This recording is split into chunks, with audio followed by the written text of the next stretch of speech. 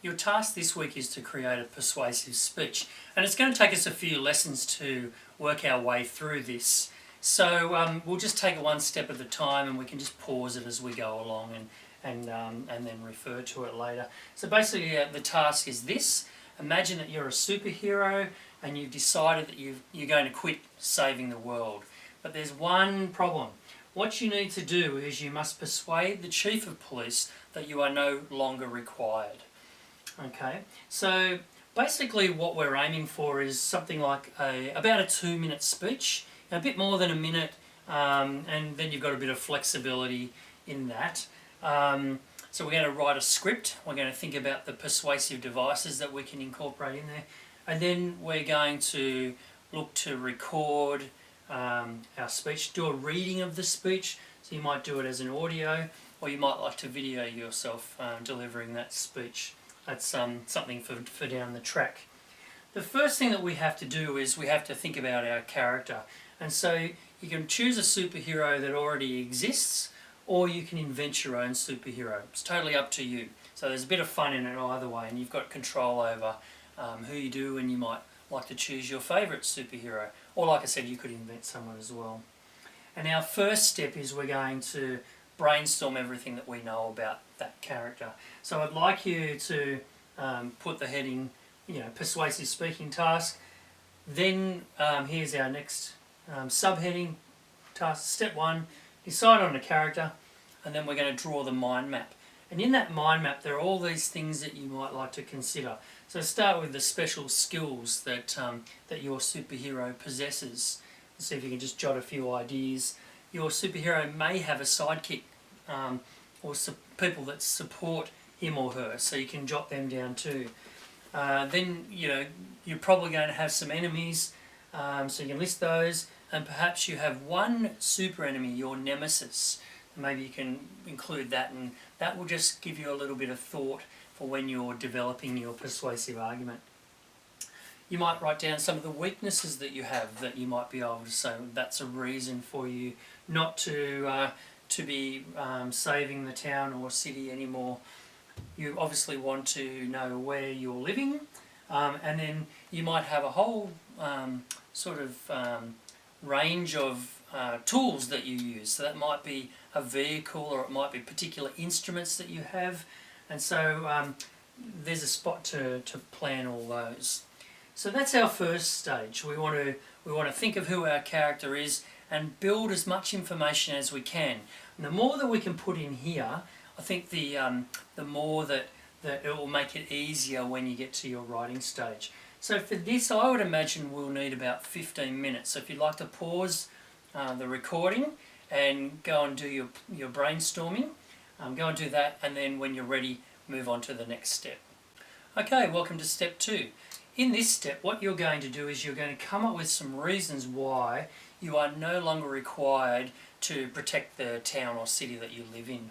And so we're just going to do it in a dot point form this time. So see if you can come up with 4 reasons why it's not necessary for you to be involved in crime fighting anymore. There's a whole range of things you could come up with, so be creative and try and pick things that are a little bit different. Okay, once you've got 4, the next thing I want you to do is think about this device called inclusion, which is what often is used in debating. And so what you do is you include the opposite argument to then strengthen yours. So you might say, some citizens might argue that I'm required because of, or some citizens might argue that I'm still necessary because of, but I firmly believe that. So the second part of it is where you shoot down the argument. So the others might say this, but here's the real truth. Okay, and that strengthens your argument further. And you'll notice I've underlined the word firmly. I firmly believe. It's these describing words that are very powerful in persuasive writing and speaking because they have high modality. So this word here might has low modality because it's like maybe, but here we're saying very strongly. It's definite. Okay, and so that's a really good device that you can work into your writing. Lots of lots of very strong statements to show your conviction. So that should take you another, I would think, 10 minutes to do, 10-15 minutes. So once again, just pause the recording, go off and do that, and when you're ready for step 3, come on down. Here we are in step 3, and that's the planning and drafting stage. Now, while it would be really tempting just to go and write your speech, there's a lot of planning that we can do beforehand to make for a far more effective piece of writing. So we want to consider including some of all of these things here, some of them, not all of them, into our writing to improve it and to improve the persuasive nature of it. So we've got all our points and ideas from step 1 and step 2. They're the things that we want to say, they're the ideas, but now we have to think about how we're going to say them. How we're going to shape our argument using some persuasive devices. Okay, so the chief says, you can't resign, we need you. And then what you're going to do is respond to that. So you're going to write a speech, a monologue. So that it's not going to be a dialogue with the chief at all. It's just you talking in a one long script. And you are going to persuade the chief that you are no longer needed. And so we're aiming for 2 minutes. Some of you might like to do a little bit more, and that's totally fine as well. Okay, so what you want to do is you want to carefully select a couple of these, probably about 4, that you can use. Now, we've already used high modality and inclusion, so let's say on top of those we might want maybe another 3 more. So you might use rhetorical question, or some emotive language. So they're those describing words. So rather than saying you can save the children, you could say the helpless children or the brave children. So it's those sort of describing words that place an emotion with the word. You can use inclusive language. So rather than saying I all the time, and say we, the citizens of whatever our town is, we can do it together. So it's using we or us, those things. So now the next one we could talk about is you could use a simile. So I'll underline that in green so it's clear. So if you're trying to say that you're really slow because you're old, maybe, I'm like a turtle these days. So the like there or as indicate that it's a simile. And if you've already used a simile and you want to use a metaphor, or you just want to use a metaphor, you can create the simile and then just take the like out. So rather than saying I'm like a turtle, I am a turtle these days. So that's the comparison, and that's a very easy way to make a metaphor. You could use a pun, a play on words, often involving alliteration.